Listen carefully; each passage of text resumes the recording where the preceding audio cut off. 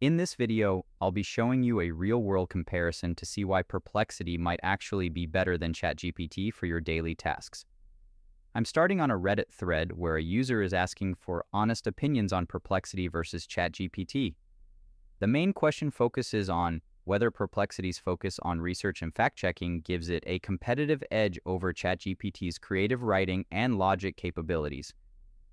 As I scroll through the discussion, I see a mix of opinions regarding technical tasks, like programming.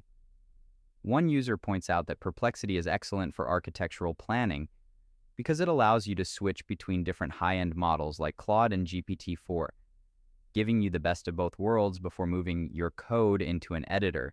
This flexibility is a recurring theme, with users noting that having access to multiple LLMs in one place is a major advantage. Looking at the final comments, the consensus is that Perplexity isn't trying to be a general-purpose chatbot. It is a specialized search tool designed to deliver accurate, up-to-date information with minimal hallucinations. If you want a tool that can search the live web and provide links for every claim it makes, Perplexity is the clear winner here. By using it as a search engine rather than just a conversational bot, you get a much more reliable and factual experience for your professional projects.